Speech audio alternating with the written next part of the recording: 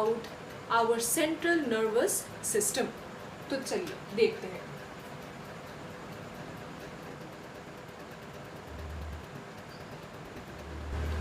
हमारा central nervous system, पहला point, it includes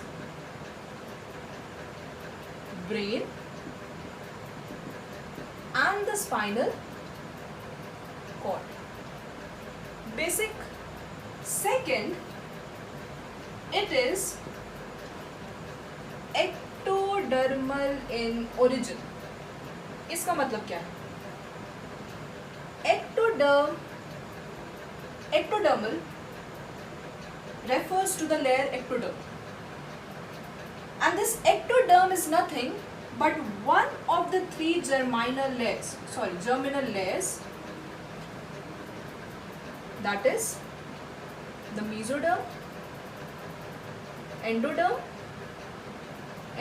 internal हो जाता है, and the ectoderm,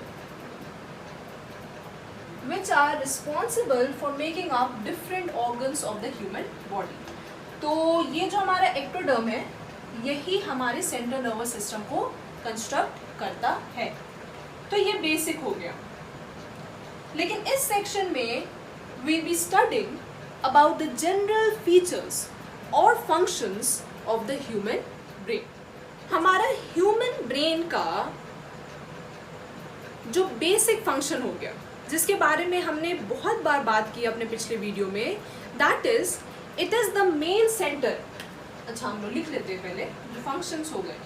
functions of human brain.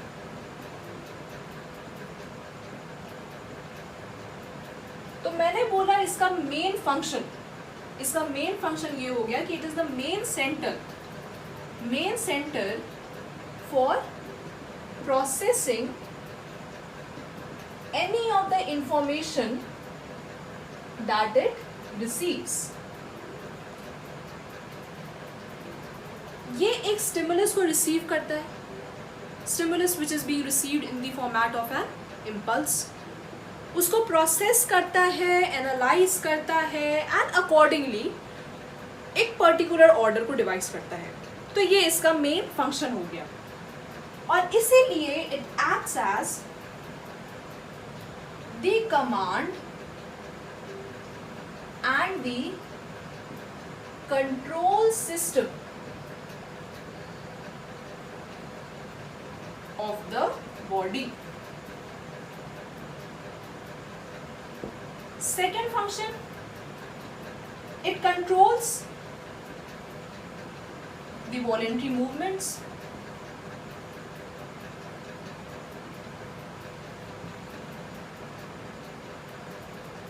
the balance of the body. It helps in maintaining the balance of the body, जो कि हमारे cerebellum का काम होता है. Cerebellum is one of the part of human brain.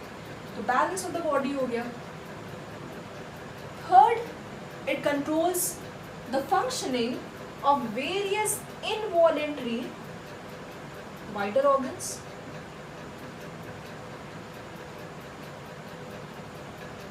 like the heart, lungs or the kidney.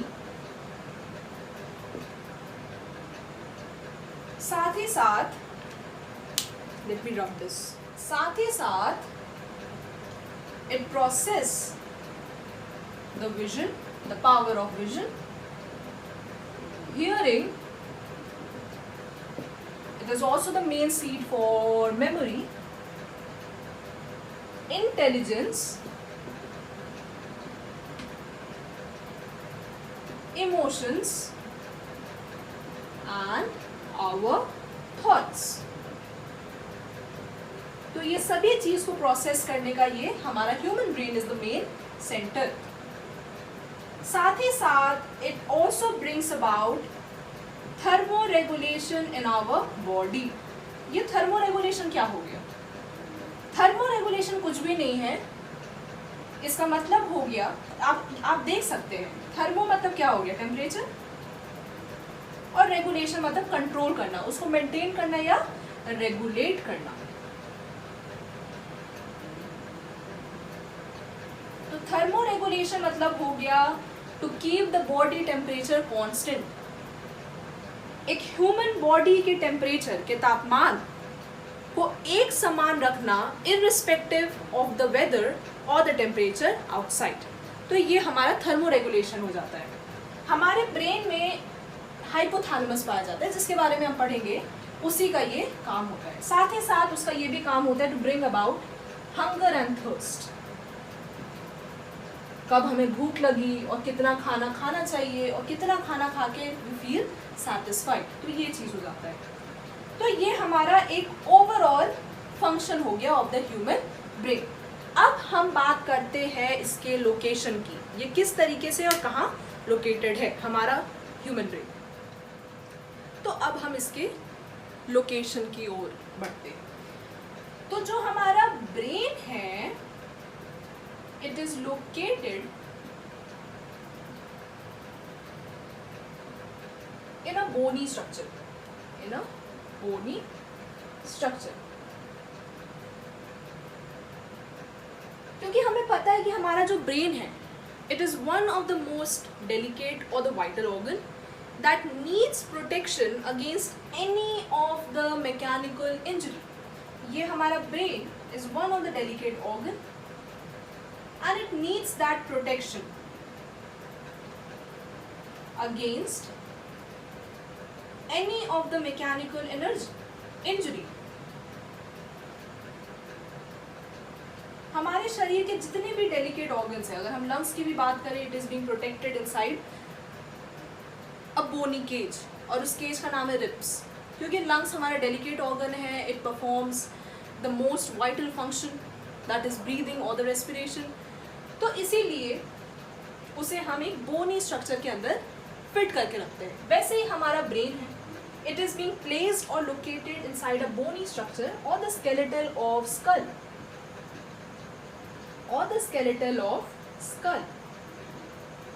और इस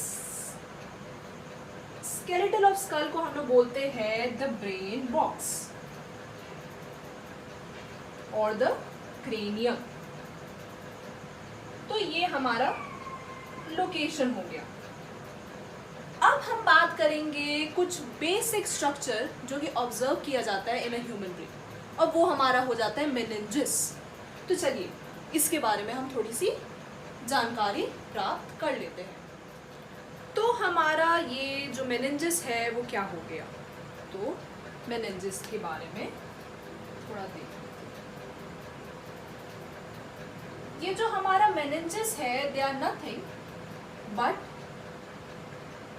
the three membranes of connective tissue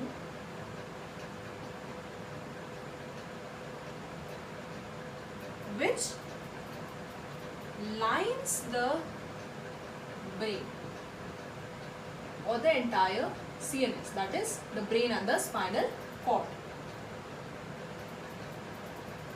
अब ये जो तीन मेम्ब्रेन हो गए हमारे, इसमें जो हमारा पहला मेम्ब्रेन हो गया, that first membrane is known as pia mater. This pia mater is the innermost layer, innermost thin and transparent layer.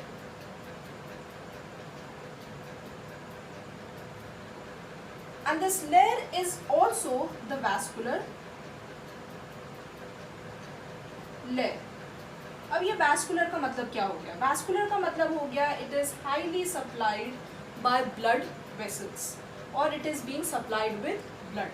So it is being supplied with blood vessels, and as this pia mater is the innermost layer, it is firmly attached with the brain।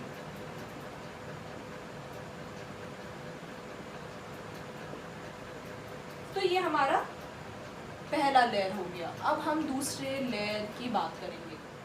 हमारा second layer, that is the middle layer, हो गया arachnoid. Now this arachnoid is the middle layer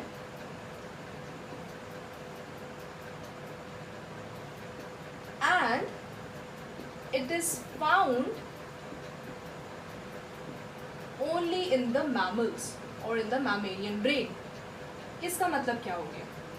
इसका मतलब ये हो गया कि ये जो एरिकनॉइड है it is the characteristic feature of mammalian brain. ये जो मेम्ब्रेन है इट विल बी फाउंड, ये सिर्फ और सिर्फ एक मैमल के ब्रेन में ही पाया जाएगा. अगर हम एक रेप्टाइल की बात करें या एम्फीबियन की बात करें तो ये लेयर वहाँ पे नहीं पाया जाएगा. भले वहाँ पे पाया मैटर या ड्यूरा मैटर पाया जाएगा, लेकिन वहाँ पे एरिकनॉइड बिल्कुल भी नहीं पाया जाएगा. और ये सिर्फ और सिर्फ कहाँ पाया जाएगा? एक मैमल के ब्रेन में. And human is one of the mammal, तो ये हमारे भी ब्रेन में पाया जाएगा. थर्ड हो गया that is the outer most layer, that is the dura mater. So this dura matter is the outermost layer.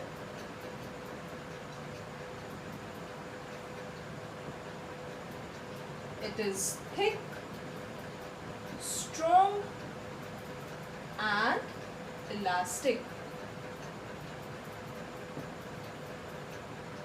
So pia matter is the innermost, arachnoid is the middle layer and dura matter is the outermost layer.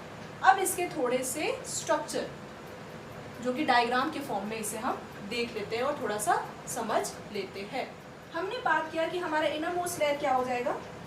पाया matter. अगर हम brain की बात करें, ये inner में अगर ये ब्रेन है, ये आप देख सकते हैं, ये grooves and ridges, that is the gyri and the sulci which is found along the length of the brain. तो उसी के अलोंग हमारा पाया मैटर अटैच्ड होता है. तो ये पाया मैटर हो गया. ये जो मैं अभी बना रही हूँ ये पाया मैटर हो गया. It is the thinnest layer I guess. तो ये हमारा पाया मैटर हो गया. पाया मैटर के ऊपर ही एरिकनॉइड पाया जाएगा. तो it is not in direct contact. यहाँ पे पहले एक स्पेस है एंड देन उसके बाद हमारा ये एरिकनॉइड पाया जाता है. एरिकनॉइड के बीच में ये इस तरीके से, आई एम सो सॉरी, ये कुछ ऐसे फिंगर लाइक स्ट्रक्चर्स पाए जाएंगे एरिकनॉइड में. तो ये हमारा एरिकनॉइड हो गया. और एरिकनॉइड पे ये जो फिंगर लाइक प्रोजेक्शन पाए जा रहे हैं इसी को हम लोग क्या बोलते हैं? एरिकनॉइड विलाई.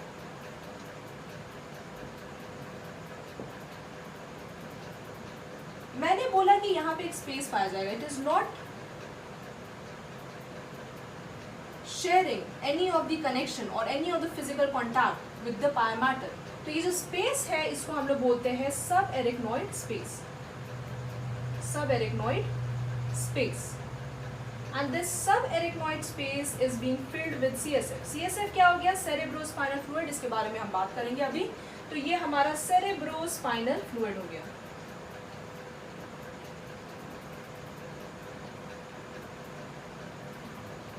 एरिकनॉइड के ऊपर या इसके बाहर हमारा तीसरा layer and the last and the outer most layer पाया जाता है. अब आप देखेंगे कि यहाँ पे ये इस तरीके का एक कैविटी टाइप का पाया जाएगा हमारे ड्यूरा मैटर में. ये हमारा ड्यूरा मैटर हो गया. This is the outer most, the thickest, strongest and the elastic layer. और ये जो कैविटी है ये cavity is filled with blood. It contains blood. And these villi or the finger-like projection of arachnoid is embedded into this or injected into this sinus. इस sinus का, इस cavity का नाम क्या होता है? इस cavity का नाम होता है dural venous sinus. तो ये इस cavity का नाम हो गया. अब हमारे ड्यूरा मैटर और एरिकनॉइड के बीच में भी एक स्पेस पाया जाता है. इसको हम लोग बोलेंगे subdural space. And this space is also filled with the same fluid called the CSF और द सेरेब्रोस्पाइनल फ्लूइड. तो ये हमारा बेसिक हो गया. ये विलाई के भी अपने फंक्शन होते हैं. It basically absorb this blood और it transfer the CSF into this. तो ये इसका जो काम हो गए ये हमारे एरिकनॉइड विलाई का या जो हमारा ये साइनस हो गया ये थोड़ा सा कॉम्प्लिकेटेड हो जाता है. ये थोड़ा सा बेसिक हो गया और इतनी understanding regarding this structure is I guess more than enough. अगर हम इस स्ट्रक्चर को रिड्यूस करें to the standard of class 10। तो ये हम लोग कुछ इस तरीके से बना सकते हैं। सबसे अंदर हमारा हो गया एरिकनॉइड, सॉरी पाया मैटर, स्पेस छोड़ के हमारा हो गया एरिकनॉइड, और फिर बाहरी ओर हमारा क्या हो गया ड्यूरा मैटर। तो सबसे अंदर हो गया हमारा पाया मैटर, ये हो गया एरिकनॉइड, और ये हो गया हमारा ड्यूरा मैटर। ये जो अंदर का रीजन है ये हमारा क्या हो गया ब्रेन और द सेरेब्रल कॉर्टेक्स। ये टर्म आपको समझ में आएगा धीरे धीरे। क्या मैंने बोला? Cerebral cortex. पाया मैटर और एरिकनॉइड के बीच में जो स्पेस पाया जाएगा इसको हम लोग क्या बोलेंगे? सब एरिकनॉइड स्पेस।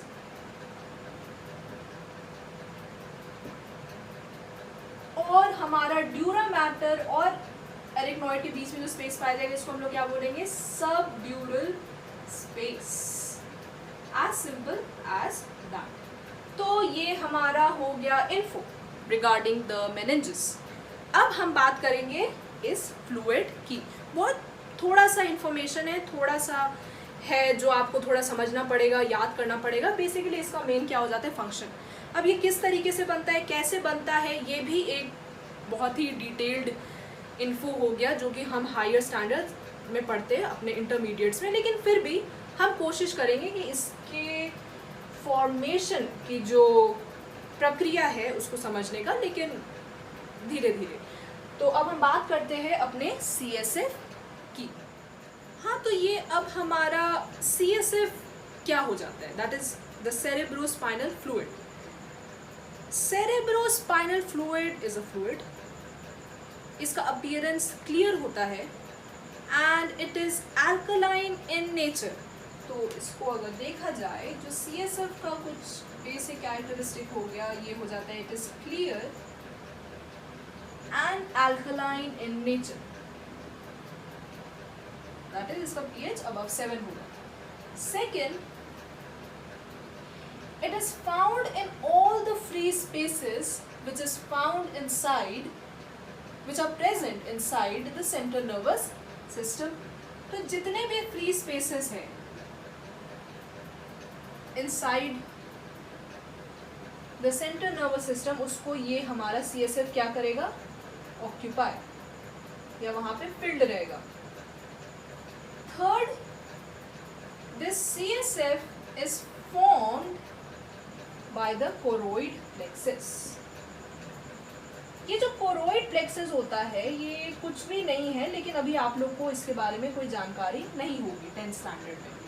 लेकिन मैंने देखा है कि CBSE बोर्ड के जो किताब होते हैं वहाँ पे ये चीज़ मेंशन किया रहता है और साथ ही साथ एक ब्रीफ डिस्क्रिप्शन दिया रहता है रिगार्डिंग दिस choroid plexus। तो मैं सोच रही हूँ कि इसको भी मैं थोड़ा समझा दूँगी सरल भाषाओं में, लेकिन किसी और वीडियो में। But I'll definitely incorporate some of the basic description regarding this choroid plexus। तो choroid plexus अभी आप याद रखिए एक नेटवर्क होता है जो कि पाया जाता है हमारे ब्रेन के वेंट्रिकल्स में। Ventricle is one of the cavity, इसकी भी बात करेंगे अभी आप। तो ये choroid plexus, a kind of a structure, is responsible for forming this fluid। भाई अगर हमारे ब्रेन के अंदर ये पाया जा रहा है तो कोई ना कोई तो इसको बना रहा होगा ना, तो वही चीज़ हो जाता है हमारा choroid plexus। अब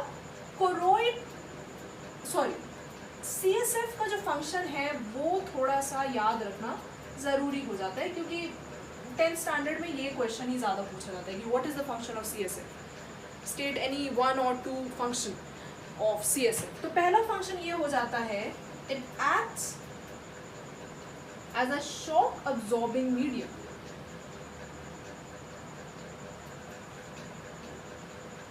और वर्क्स एज अ क्वेश्चन।